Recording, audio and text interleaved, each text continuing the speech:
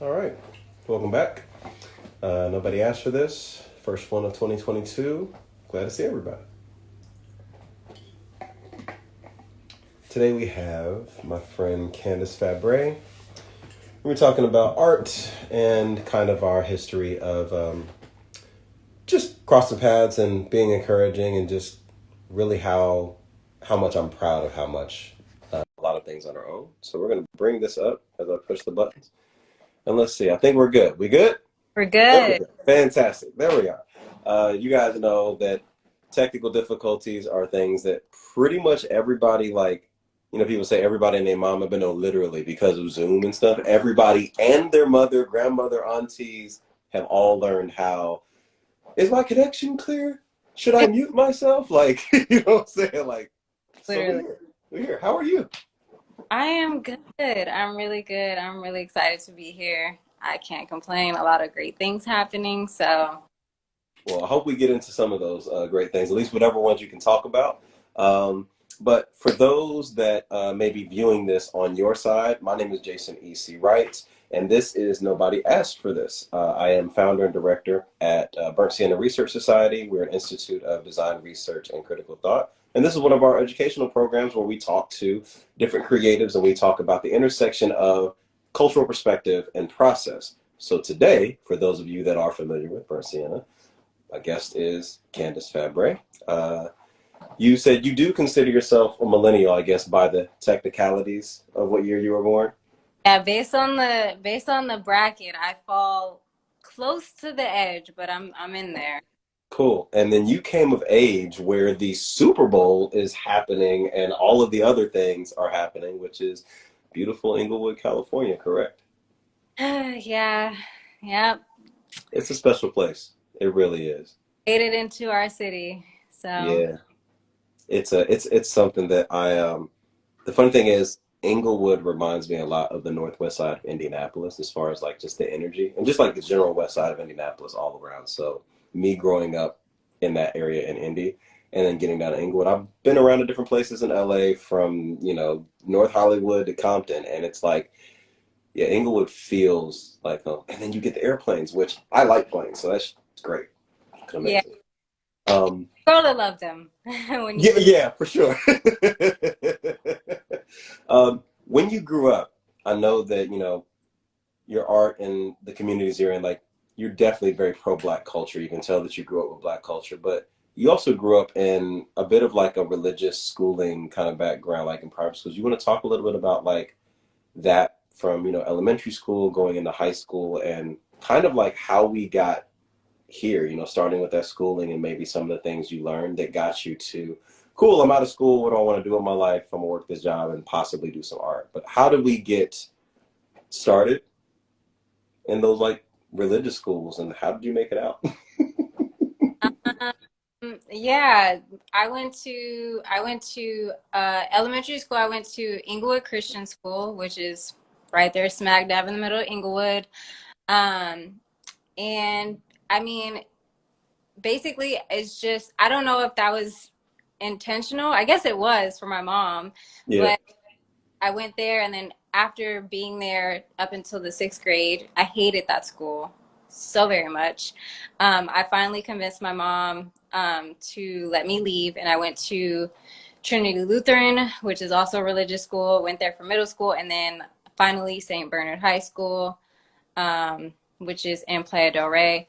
And Hmm. those experiences were really interesting, especially because I was the only one of like my family that went to private religious schools. So I thought it was normal that I was like learning about religion, and that like we had to learn, we had to recite Bible verses and learn Bible verses and all these things. And then I would talk to my cousins and they were like, what? No, we don't have to do any of that. Because that could be really intense for like a grade school. It's like, why do you know all this? It was really intense. I always tell this story about when I was in elementary school.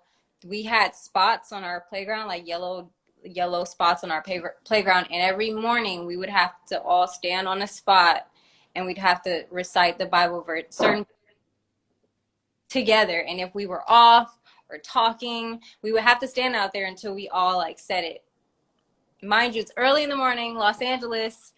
It's like 30, no, it's not 30. It's like, but it's like, it's like 50, 60 degrees outside. It's early morning. It's cold. And they would have us out there reciting Bible verses. And I was just like, bro, I want to go inside. It is cold. But yeah, so that was an interesting experience, but it definitely shaped who I am and like how I think about things. I think the biggest impact was mostly high school because I don't, when I was in elementary school and middle school, I didn't really, I just did what we were told. We just did what we were told to do. But Right. then high school, each year we were learning something different. I mean, I was learning something different in other schools too, but I think in high school it just made more sense because I was older. And I remember taking my senior year, we had a world religion, and that was basically teaching us about all the different religions across the world. And that really changed, or I would say shaped my perspective on just how I see things now, and the fact that like I was like, oh wow, so most of these religions pretty much are the same. Like there's some technicalities, but like they all have the same sentiment. They all are preaching the same thing and trying to teach people to be better people. Um, Right. what it should be doing.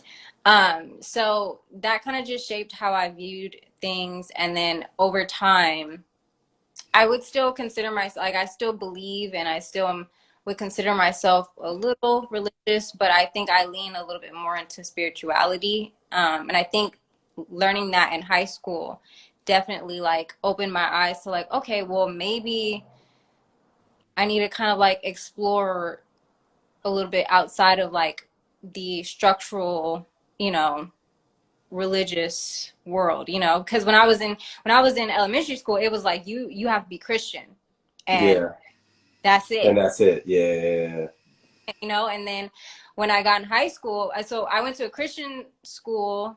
It was specifically focused on that. And then when I got in high school, it was a Catholic high school. So yeah, it was a Catholic high school. So we learned about obviously Catholicism, but um, the practice in Catholicism versus like in a Baptist church or in like, it all falls under Christianity, but they're different practices and there's Yeah. different, they go to mass, and in mass it's very like uniformed and very, you gotta stand up and you sit down and you repeat Hmm. together, and and it was different from like my actual personal experience when me and my mom would go to church. We didn't go to church all the time, but when we would go, it was definitely different. Yeah. Like we had, our church service was 3 hours long and mass like an hour long. Very efficient versus it's a Yeah, party, it's three collection plates, it's a listen, concert. it's a whole concert. The choir is giving us, you know what I'm saying? They're giving us some jams back to back. When you Hmm. a Catholic church, you have hymns and we sing them together in unison, and it's very classical. Like the style is very classical, and it's completely different. But that experience really just kind of helped me understand and like get a better idea of like how to be the type of person I want to be, basically, and like how I could figure that out, exploring that religiously and spiritually. But then also art comes into this at some point, and it's interesting how being exposed to all of those different things and being able to see the common thread, being trained on this like super precise, like everything has uniformity, but also the flair of things. Where do you discover that you have a talent for art, and how did those experiences play into the way that you explored art, whether it was your references or your approach? But when did you realize that like art was a thing that you liked? So, funniest story, I feel like still to this day, I realized that I liked and that I was good at art. I might have been in like first, maybe kindergarten. It was kindergarten or first grade. I was really, really young, and I was in class, and we had an assignment. And when I was in elementary school, I did not like school. Like I said, I didn't like that school, so I was very notorious for not doing my work. And so I started drawing on the back of one of the assignments. Mm. But I noticed, like, we have in kindergarten, you get like little drawing and coloring assignments and stuff. And I noticed that I drew like a lake. I drew like a lake, like a lakeside and like some little branches or whatever. And I remember looking at it and I was like, yo, this is kind of good. And I was thinking like, the other kids are not drawing like this. Like I'm really literally as a kid, I was thinking, obviously not these exact words, but I was thinking like, no, the other kids are not doing this. Like I'm Yeah. really, and like I had like when I colored the lake, I was coloring in like blues and greens and like really trying to get it to look realistic to what I see like in real life versus just like, oh, I'm gonna color it blue and the leaves Right. are green. And then, you know what I mean? Like I was very, very detailed in it. And I was looking at it and I was like, and even years later looking at that picture, I was like, yeah, no, I was on to something. I was on to something. So that was the moment. I don't remember how old I was, but from that moment, like literally that moment in class, after that, I was like, let me do this more because I like it and I'm clearly good at it because like the kids are not doing this. Like they're just Yeah. not. So after that, I started I started getting my mom to buy me fashion magazines and I would literally go through the fashion magazines and find the girls with the coolest outfits or the really dopest looking photos and I would draw them. I would look at Mm. them, draw them. And I just kept doing that for years. Um, it it became an outlet. One of the reasons why I didn't like elementary school is because I used to get bullied. So Mm. that became like an escape for me, you know? And it's funny because now I think about it, it's like I basically was just practicing and getting Yeah. better. I never took any classes for it. But at the time, I didn't see it that way. I was just like, oh, I'm good at this. So I'm going to just keep doing it. And in my mind, when I would draw things and it didn't look exactly the same, I would be frustrated because I'm like, nah, I know I can make it look exactly the same. So I just kept doing that Right. for years, like all the way up until I want to say maybe middle school. And I think in high school, I kind of just, I didn't stop, but I slowed down on like sketching out of the magazines. But like I was Yeah. still, you know, Well, I remember we were talking one day and you were just saying how like you felt that you had kind of maybe like taken the pause button off of it because you go to high school, then you graduate, then you find a job, and I remember you were working at the main offices for Metro. So I remember that because as those that may know me, I've taken public transit in LA for the past 5-6 years, and you get a tap card, and they have these limited edition ones at one point, and I was like, "Hey, Candice, can you get me the one like of Union Station?" Which I think I actually still have it. It's fallen apart, but this was like from 1939. But like, yep, so Candace got this, but the reason why this is still important to me is because you went through a lot of hoops to find it because as an artist you knew how important it was to have a connection to something artistic that was also rooted in the history of the city, right? And when we get to talking about you leaving that job and deciding to do other things, like, do you remember that light bulb moment when you were like, I'm like, I did the thing I was supposed to do, and I'm not built for this clock in, clock out thing. Like, I need to be making art and sharing it with people. What was that light bulb moment for you? Do you remember it? yeah. You know what's so funny is that light bulb moment actually didn't happen until far after I left. Mm. I'd say left. So I lost that job. Actually, I take that back. I won't say I lost that job because I didn't get fired. That's number one. But the job was a 2-year position. It was a contract. Oh, got it. And so my contract actually ended in 2018, but my supervisors did not want me to leave. So they fought Oh, word. really, really hard with HR, and HR extended my contract. But after extending it, no matter how much my supervisor was trying to get them to, keep me on, HR, Yeah. we're not giving you the money in the budget. So I had to leave. But after I left Metro, my intention was to get another job. I knew when I started working at Metro that I didn't want to stay there. I was like, this is not the position. I mean, the position I got to work with high school students. I got to work with managing internship programs, and I really enjoyed that. But the position itself and the career path that it was going towards wasn't something that I was interested in. Right. And just transportation, the field itself was just not an industry that I was interested in. So I didn't plan on staying at Metro, but when I left, I did have the intention on finding another job. And as you know, I was already doing art on the Hmm. time.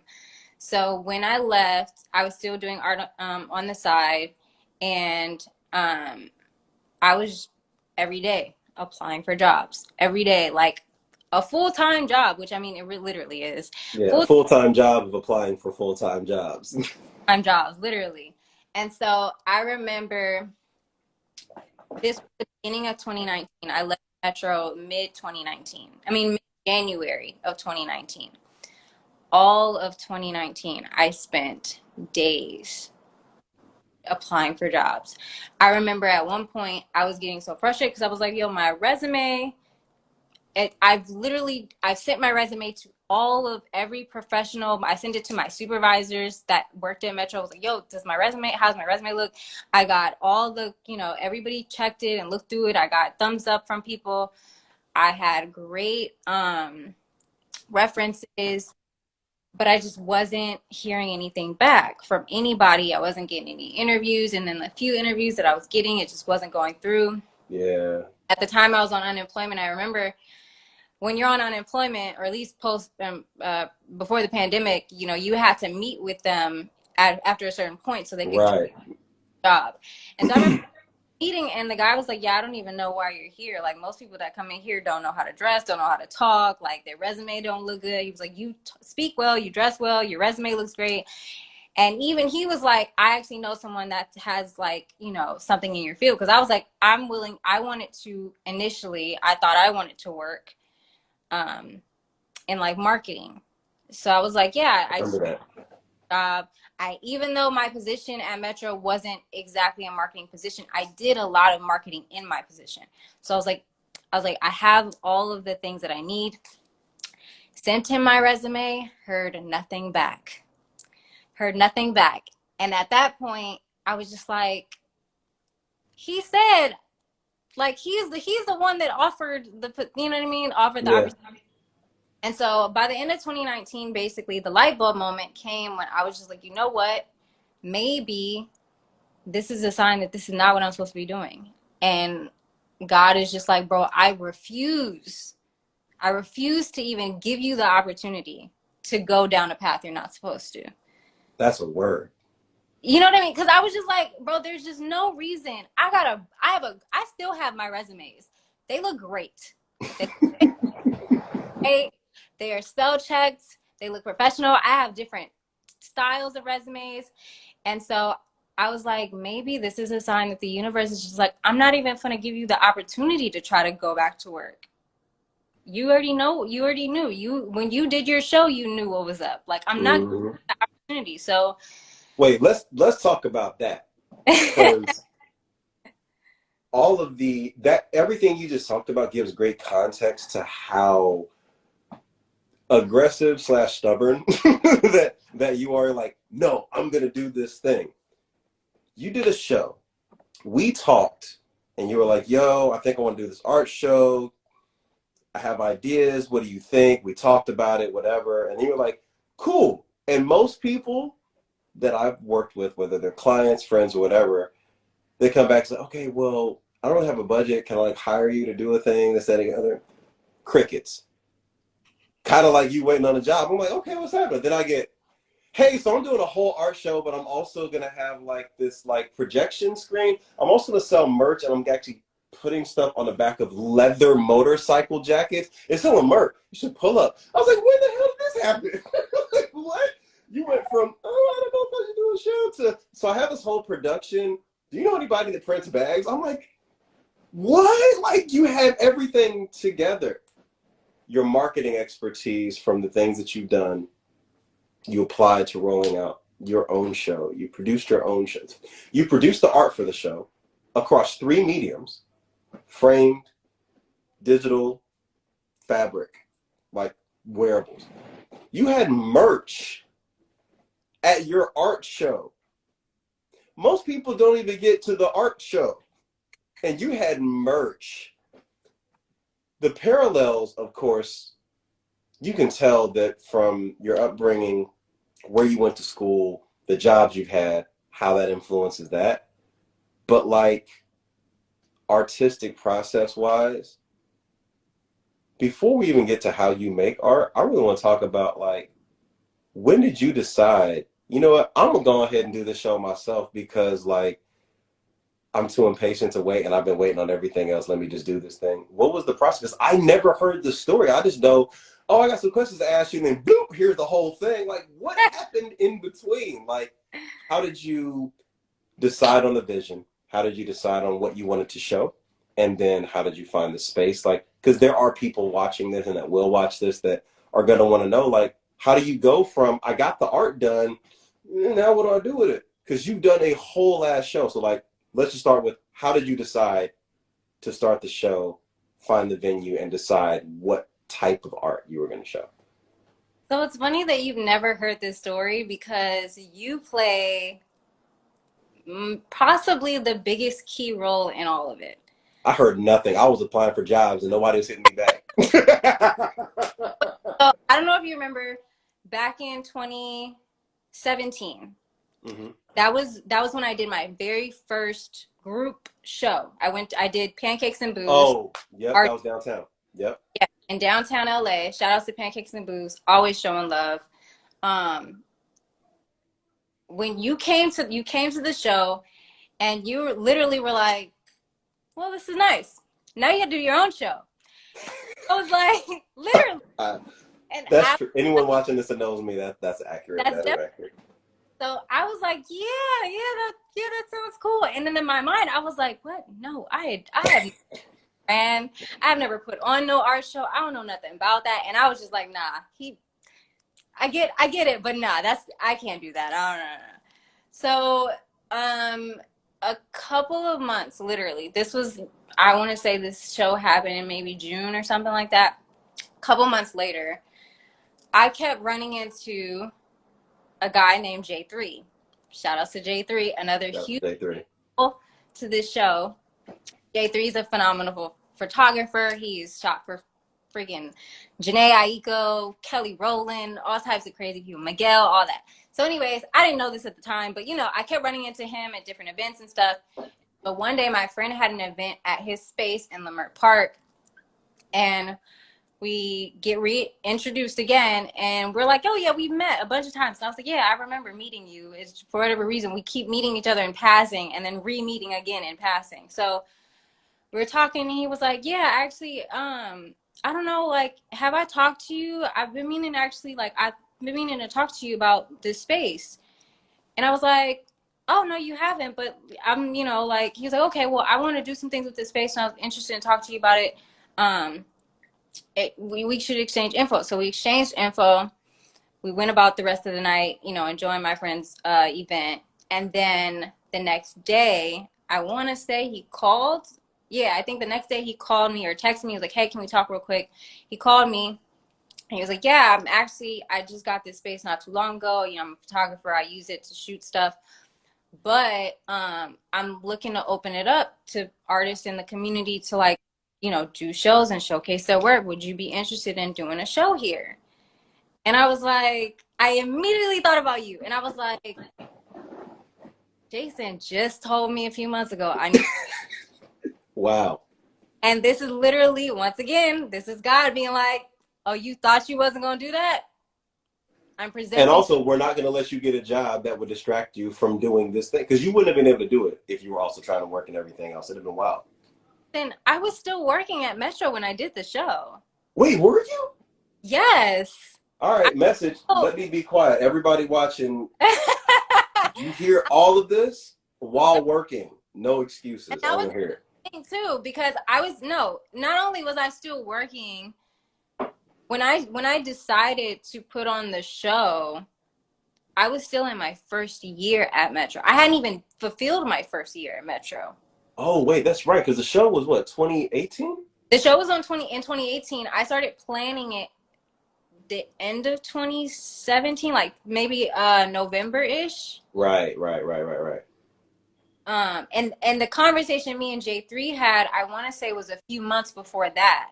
Mm. So it Um, happened pretty quick. it happened pretty quick. I mean, it didn't feel like it at the time, but it did. It happened really quick.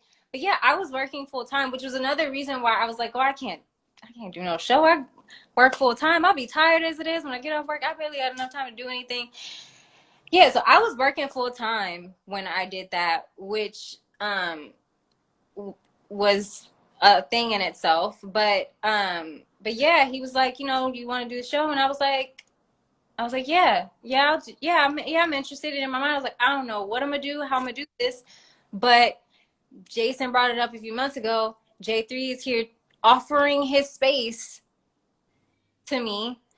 I mean, I had to pay to use the space, but like, he's presenting the opportunity to like, yeah, you can come to my space and, do your show. So I was like, all right, I'm gonna do it and I'm gonna figure it out. And I gave myself 6 months because I figured that would be relatively decent amount of time to plan for it. And I started, I think maybe November of 2017. So November was the year, was the I would say the anniversary month of my year at Metro. So I was Got it. just, when I started planning, I was just getting out of my first year working at Metro. Um, and, uh, and yeah, so after that, it became, all right, so where do I start? Well, I know when planning an event, based on my experience working at Metro and helping with other things, I need a budget. I need to pay Right. for it because obviously I can't just pull up to this spot with put my artwork up. I need print some of my pieces are digital. I need to print them out.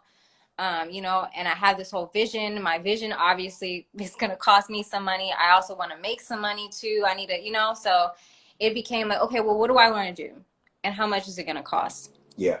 Then it became, okay, well, I work full time, so I need to give myself deadlines because me working full time, that literally gives me the weekends and after work to do these things. So Right. really, I think that was the biggest thing for me and was probably the most difficult thing about putting together the show was the fact that like I had to work. And I mean, like when I would get off of work, I was exhausted. I was exhausted, just like completely exhausted. But I had to, I got to finish this art piece because I want it in the show. I need to make more art pieces because I don't think I have enough for the show. Mm-hmm. So yeah, so making sure I had like deadlines.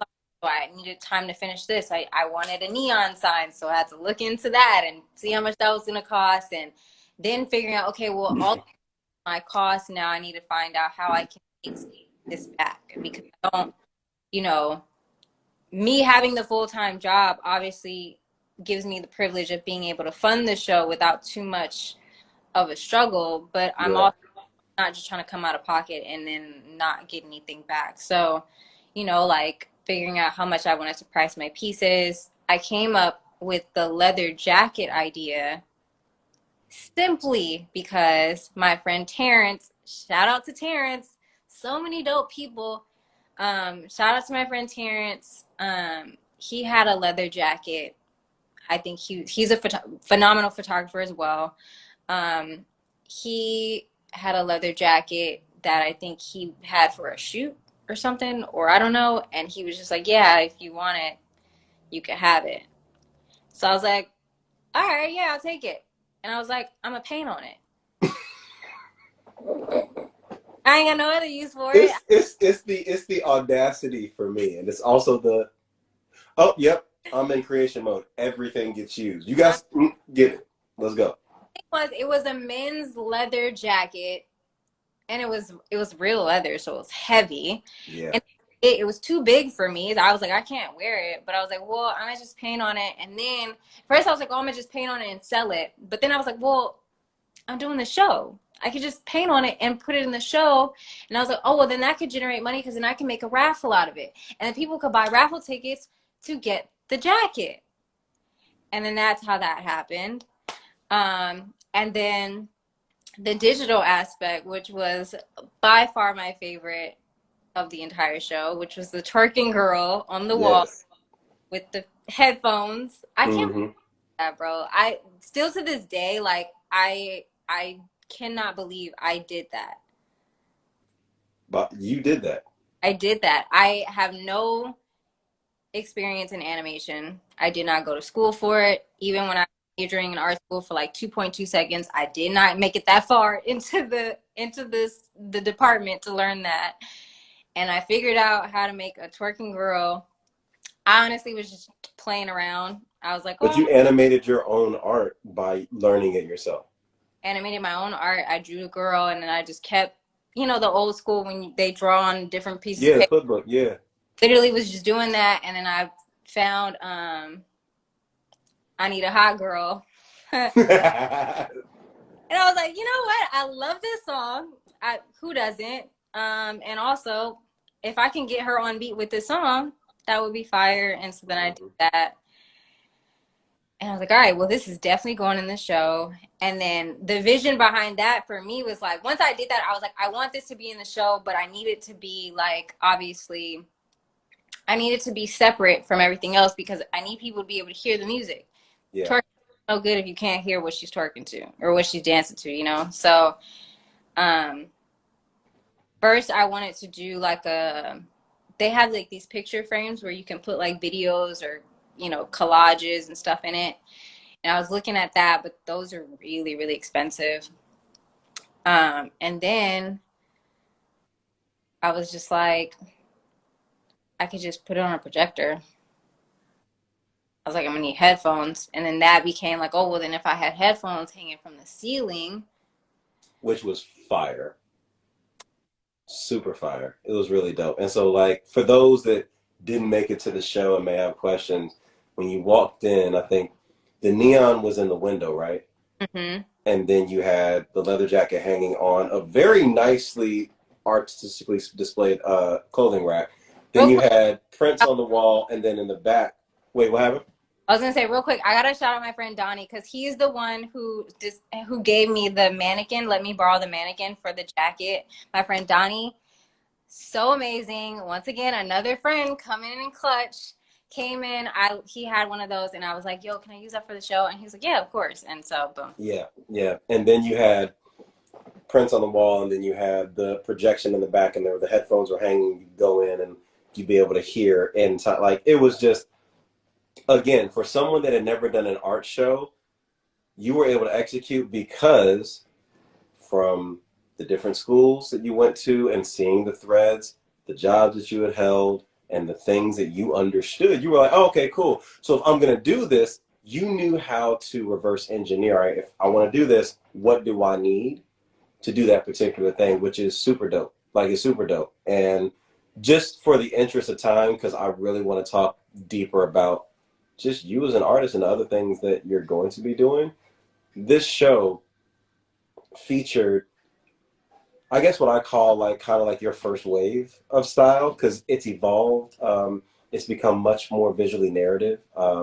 It's much more like intimate and kind of pulls you in. I describe your style as kind of a soft, surreal animation. But how do you describe the style that you created? Like Um, describing it to someone that can't see the picture now. Like how would you describe the style that you created? um, for that show, I would definitely very similar to yours. I would say very um adult cartoonish. Um, and when I say adult, I don't mean like explicit, but I just mean um it's not like a childish cartoon, you know what I mean? It is definitely, you know, it's depicting black experiences in different ways and different, different things that we've gone through or just different things that we experience. um I would definitely say very close to Carrie James Marshall, which wasn't intentional, but I guess that I love his work, and so I guess it just kind of like comes out that way. Yeah, yeah, I would say now though, I feel like it's shifting into more of a realistic form. I think I'm getting more closer, or I'm getting more to my roots in sketching, because that's where I started when I yeah, started sketching. I didn't start painting until college. Um, and when I was sketching, it was like I said, it was like I gotta get it to look exactly the same. It needs to look yeah, yeah, yeah, like looking at the same thing. So I think I'm getting closer to that now. I mean, even in the last few things that I've released in the last couple of years, like you can probably see that like my stuff is becoming a little bit more realistic. But obviously still the sentiment is the same, in that like I want to share our experiences as yeah. a Black community.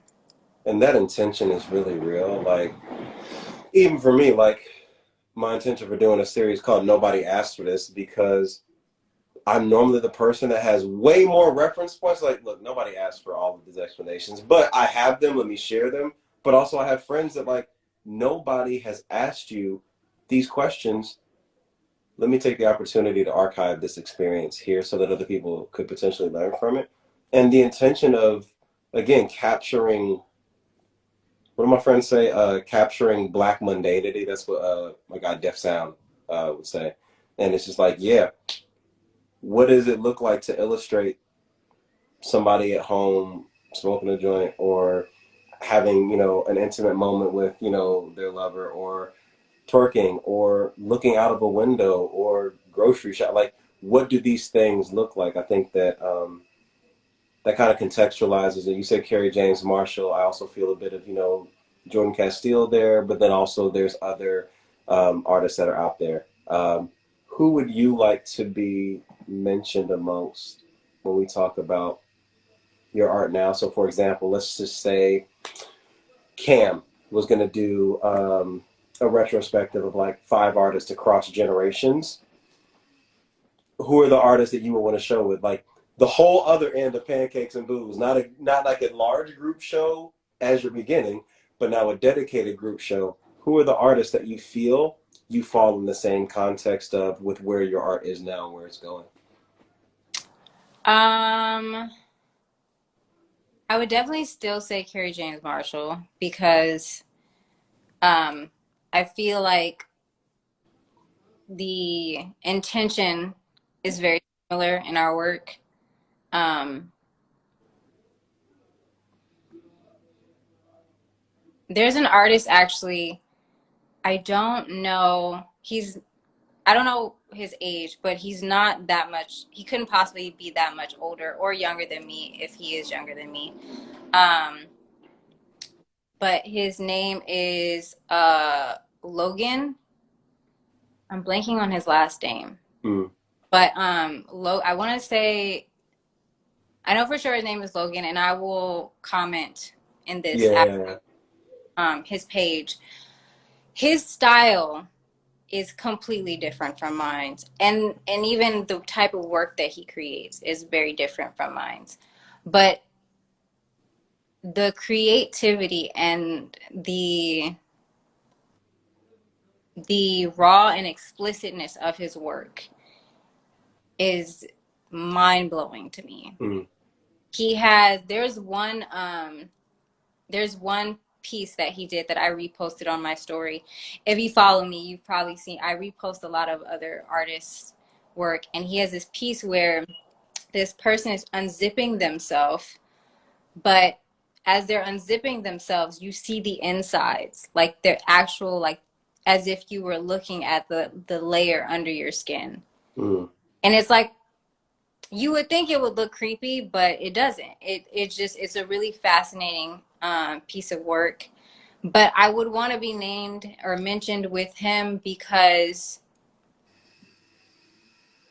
his work is pushing the boundary in like what's acceptable to see in art. Yeah. Explicit. It's not sugar coated. It's not like anything you see in other, you know, art. And that's something that I strive for with my work. I want to create things that you don't see. I want to create, you know, I mean, I want to create the things that I see in my mind, but I want the things that I see and that I bring to life. I want it to be things that like no one's ever seen before. And Mm, like, when you see it, you're like, oh my God, I've never, you know what I mean? But also simultaneously like bringing the thought and the conversation about the experience you see, yeah. and either relating to it and understanding it, or being like, I'm curious to know what this experience is and what this means, you know? So yeah. I love it. I love it. And I love the context because it is going, someone that has been doing this for a very long time, someone that could be somewhat of a contemporary, like age wise of yourself. It's a great, like, I used to ask that of musicians, like, hey, who else is on a mixtape of your music that you curated, right? So it's good to get that context for people to understand, like, oh, this is kind of the universe that it's in. It's none of these things, but it's all of these things Yeah. at the same time. I know that you did a lot of stuff that flies in the face of what people would think is the way you're supposed to do it, like the standards that exist. Like you didn't go to art school and you're self-taught and this that, and the other, or you're gonna do a show by yourself and you're gonna self-fund it. Good luck. Like, what are some other standards that you've run into that have maybe made you question, am I doing this right, or that you were like, why is that a rule? Like, what are some things that you've come across that people kind of like try to be like, slow down? What are some of the rules or standards you had to come up against? I think something that's still, I mean, I don't know if it's something I still really come up against, but something that's definitely a standard within the art world is, you know, artists want to be represented by a gallery, which is important Yeah, because collectors, and collectors obviously will buy the work and potentially continue to buy your work and keep up with your stuff. Um, but the thing about being represented by a gallery and even doing some shows is this idea of like having to pay to show my work. And I don't know, like that's something that I just, and I'm not against being represented by a gallery at all. I just, for me, the idea, and I get it because they have to make their money, but I also feel like in this day and age, do I need to do that? You know?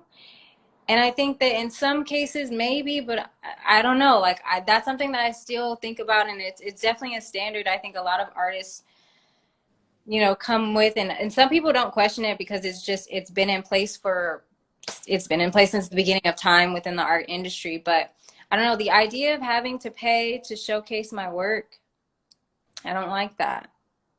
And it's like, well, if I have to pay, why not just do it myself? If I'm a pay, why not just pay my own money to put on the show? And yeah, that potentially may be a little bit more expensive depending on the gallery, because some of these galleries are pretty pricey to show.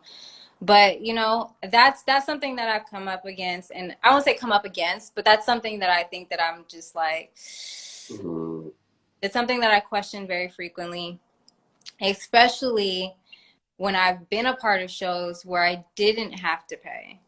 And not only did I not have to pay, but I got paid. I got paid to show my work. yeah, In every other platform, or not platform, but every other industry, that's how it goes.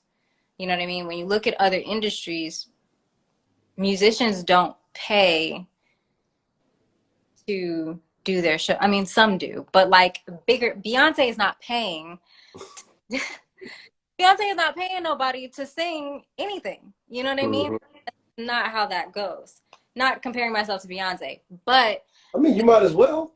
but the sentiment being that, like, you know, I don't know if that, maybe years ago that might have been, it might have made sense, but I feel like today now and the access that artists have, especially with like NFTs and, you know, just the way that money is just being, it's flowing in so many different ways. Yeah. I don't know if, I don't know if that's something that is necessary anymore. And that But makes sense. canceled out. But you know, it is still something that I question because as an artist, you know, I want to be exposed to more collectors, you know, and I want to get in the right rooms, and I do want to work with a lot of different museums and galleries of, but I also just question like, you know, question the necessity of it at this point. Yeah. No, that makes sense. I mean, talk to friends of mine that are musicians that are like, do I go get a label and hope that it can bring me a larger audience faster? Or do I continue to do this independently through my own Spotify and put in the work of going in hand to hand talking to people? You know, I'm a designer. I made all these clothes. Do I, wholesale my clothes and, have to price them at wholesale price and then make sure that the retailer gets their cut because clearly they're doing that work? Or do I do the work to meet people and go and like, am I traveling and getting the word out and doing stuff right? The thing that you have that some artists that make that complaint about, oh, why should I give a gallery my money? Is like, you're willing to go out there and work it. You're willing to go out there and go on the road. You're willing to go out there and meet the people. You're willing to go to Freeze Art Fair and meet collectors. Like, oh, what do you do? Like, I'm an artist. Come to my studio. Come look at my work. Like, you're willing to do the work that a gallery would do. It makes sense for you to retain all of that and be literally a direct to consumer or direct to collector artist. But for someone that doesn't have that hustle gene, or may have the hustle gene, but has not been trained through whatever job they've had on how to optimize, organize, and get out and like know what's necessary to be done, you pay to play because you don't know how to play. And Yeah. both of those things do exist, but if you are a person that's going to go out there and get it, it makes no sense. 100% based on what you were just saying, because you're willing to do the work. And it's not that other people are sitting back being lazy. That's just a skill set you have. We joked about this before the talk. Like, taxes are crazy. Doing taxes is wild, especially as a business owner, an entrepreneur, an independent artist. But there is someone out there who loves doing taxes. Why would I steal their joy? Go have your fun because there's someone that wants to do the thing that is work for you. But for Yeah. you, this isn't work as in like laborious. It's work as in it's a part of your work. You definitely are an experience that is best had in person. 100%. 100%, right? And so if you have the willingness and the ability to do so, the mindset to do so, the bandwidth to do so, and the community support to do so, go out there and try and do as much as you can on your own. And I think that that was your interpretation of your whole life, kind of distilled down into your art practice, which is like, yeah, there are standards that exist, but let me see what I can do. Let me see how much I can do without it before coming into it. So at least I know what bits I need to come into or not. You Yeah. know what I'm saying? And I It, mean, it totally makes sense. yeah, I feel like I feel like I've been put in places where that's the only option I have. Is you Mm, have to figure it out. That's just life. You just got to figure it out. Either I have to figure it out, or I can stay stagnant in where I'm at. yeah. Like I said, with when it comes to galleries, I'm not opposed to it because let me tell you, it is a lot of work that they do, and sometimes that work may not be effective for the artist. But I also think that some of it, you know, especially depending on where you are in your career, some of it just may not be necessary, you know? Yeah. Or at least where you are at that stage, right? Like for some people, like if you're a musician and the only way for you to open up for somebody to get in front of people is to pay the money, then maybe that's the move, but don't do that as a regular basis. But on the other side, like, no, I'm bringing my own crowd. I want part of the door. Yeah. Like the same artist or same situation, two totally different things. But can I please get on? Versus I'm bringing people to his art. What's up? What we doing? I'm bringing people to their thing. I'm bringing people to her. What's up? Where's my cut? Because I know we're doing the work. You out here doing the work, and you're doing the art business, and you're also still making the art. That's the wild thing. That's what I love having these conversations with you about, because you somehow learn to separate being in a mode of creating without thinking of how to market it, and then once it's done, applying all of the marketing mind. That is very uncommon.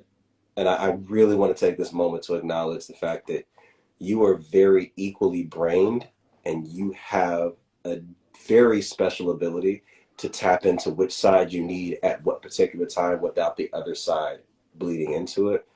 I believe that that's part of the reason why you've succeeded in what you've already done. And it's absolutely the bedrock of why you're going to continue succeeding and flourishing in ways that no one else can see, because no one else has seen this. Like, no one else has seen you. And I'm really excited to see what's going to happen next. I really do, because I really do be struggling when it comes, not struggling, but I get very overwhelmed when it gets to the marketing aspect, because I'm just like, I want to create. I just, Mm-hmm. and then once it comes time to share, it's like, all right, now there's this thing. Yeah. Um, but I appreciate that, because a lot of times I be feeling like, sometimes I feel like when I share my stuff and I'm like trying to get it to people and share with people, I feel like it's like, oh, we see it, and then it just, falls by the wayside. No, So I see you. I've been seeing you. And the thing is, your first, your first solo show is proof that other people see it too, because you didn't even say what you needed. It was brought to you, right? But it's also because these are all people that you have supported in one way or another, or you were present enough for them to find you, and you were findable. You weren't just like, oh, I make dope stuff. Why doesn't nobody hear anything about me? But I'm not gonna leave my house because y'all are crazy. Like, how? It's like dating. Like, how's somebody gonna find you? You know what I'm saying? Pitching a product, all of these, you have to get out and be a part of it. yeah. But with that being said, how would you like for others to be inspired by either your work or your story? What interpretation would you like to leave open for other people to take away from what you've learned? Um, I think the biggest thing, and it's what I think the only thing that matters is just do what you love. Do what you love. If you feel like what you love to do is not bringing in the money, do research on what you love to do, because money is coming through in all types of ways, and you can make money in all different types of ways in every field and industry.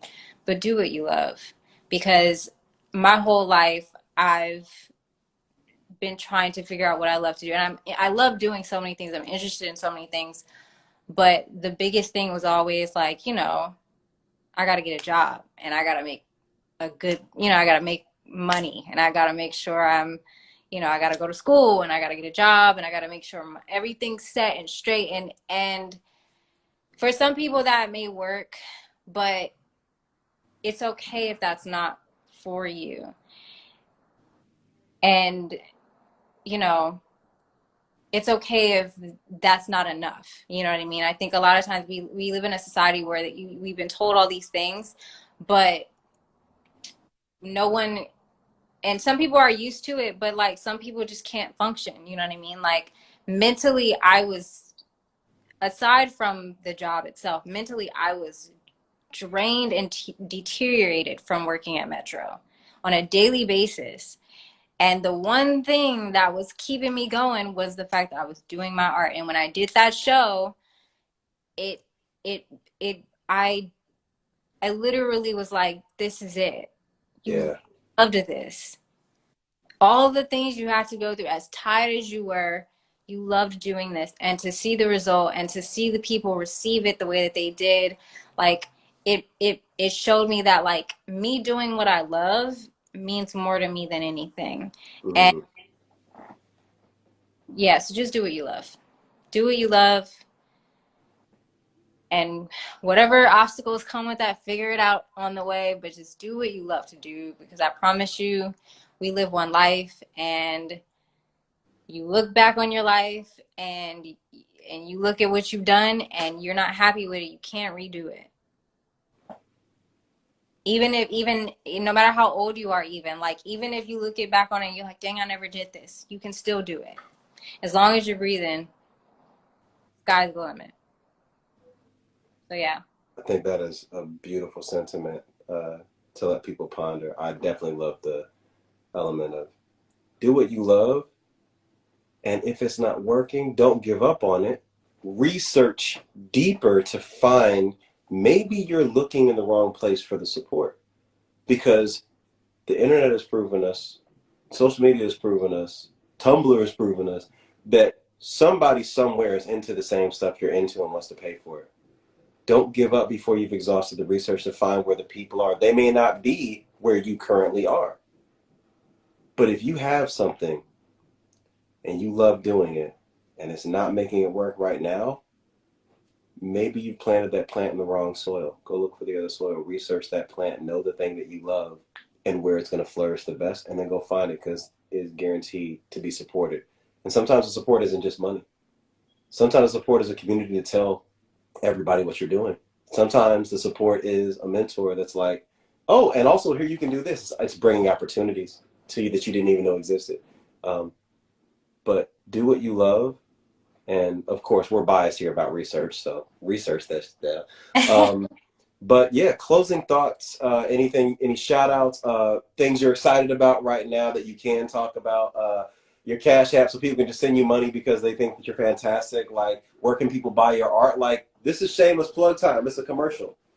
So listen, if you want to send, if you just want to send me some money for anything, my Cash App is Candyce Fabre.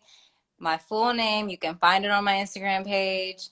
Find the spelling, because the spelling is important. Um, Y CANDYCE.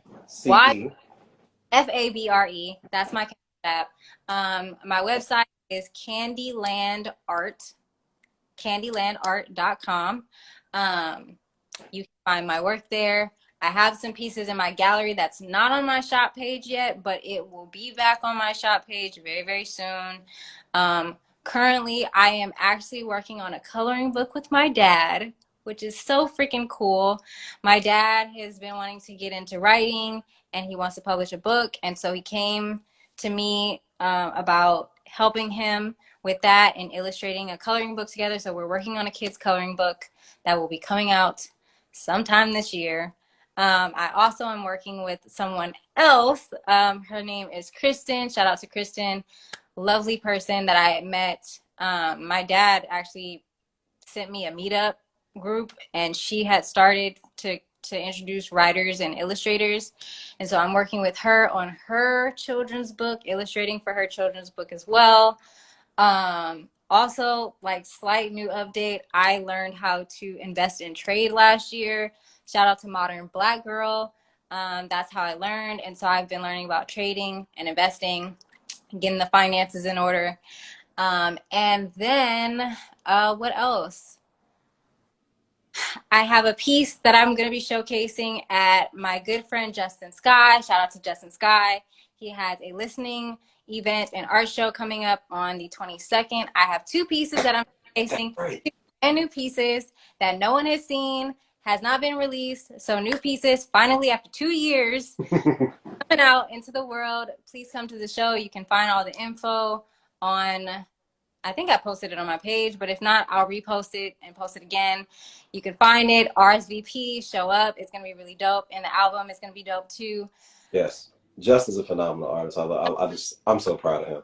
Second, shout out to Justin Sky. That is my best friend. He is, when I did that show, talk about moral and just moral support, but also like actual like help. Like when I had to get the art pieces. He helped me bring the art pieces and put up the art pieces the day of the show. So shout outs to him. But yeah, so that's what I got going on right now. I'm definitely, as you can see, I'm getting into the book industry. I'm definitely trying to get into that more. Let's go. That's I'm my, you know, I'm happy. You know, I'm here for that. Let's go. I need some things for the shelf. Let's go. children's books, but still, I love to read. So, idea of getting into this some more because I dabbled in it a little bit a couple years ago, but I want to do it more and doing more book covers, doing more book illustrations. So that's Yeah. coming here. And yeah, I want to shout out, like I said, I want to shout out my sister and my mom and my dad because those are the most important people in my life. But I definitely want to shout out my sister because my sister is my biggest inspiration. When you talk about, when you were asking about like people that like I want to be named next to, she's not an artist, but she is everything. She's the reason why I don't give up. She Mm. from South Central. She went to Harvard Law. She lives overseas now, and she's always been my biggest inspiration. Like she's the blueprint for me. She's the blueprint for me. So when it comes to like idols and who I look up to or who I'm like, that's who I want to be like, still to this day, my sister is my idol and who I want to be like and another person who also she loves what she does for a living and always follows her passion. So yeah, that's all. I am That's very, my commercial. listen, that was a great commercial. We're going to put all of this stuff in the link below the, once the video's done, it'll be in my feed and we'll put all of those links below. Candace can come in and comment on that. Thank you all for sitting with us. I know we went a little bit over our time, but shout out to your cousin Myra, who is the way that I actually originally got introduced to you, who is also one of my Shout out to favorite Myra. persons. I And saw also, go ahead, what you say? Oh, I was gonna say shout out to Myra. I saw her in here too. I don't know if she's, Hmm. but shout out to Myra. Super dope human being. So grateful to not only be related to her, but to just know her because I don't know all of the people I'm related to, but Facts. love her dearly.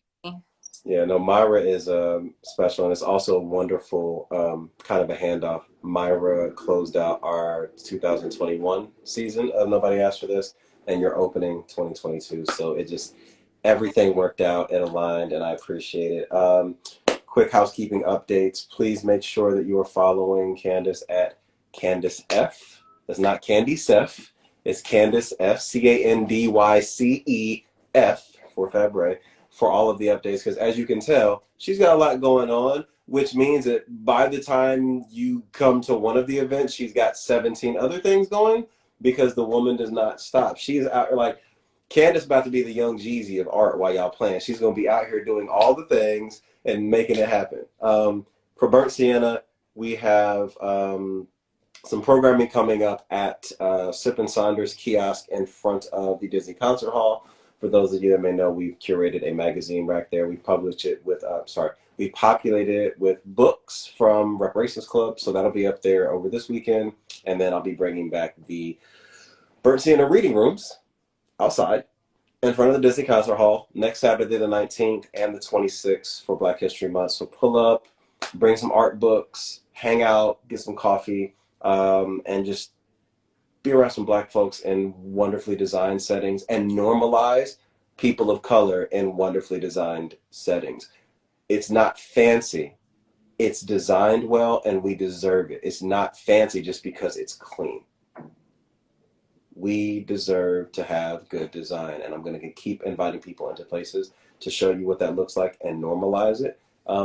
And we will be back with our next broadcast live from Arcana's Instagram next Thursday. So get practice on your art book stuff, pull some things out, tune in. We're going to have a lot of fun. But I appreciate you, Candace. Thank you so much for letting me document this part of your journey. I look forward to this being kind of a hour-long postcard for you to look back on year on year on year. And I could tell you how much I believe in you. Doesn't matter. I'm not worried about you at all. You are going to be absolutely fine. So thank you for making the time to sit and speak with us. I hope some people got some good things out of it. Shout out to Ace, who is one of my mentees and someone very dear. Ace, I hope you took notes because you know I'm calling you after this. So everyone have a wonderful weekend. If you're in Los Angeles, be safe, be smart. Come to Inglewood and spend your money and then go home. We will see you all later. And thank you for tuning in. We'll see you soon.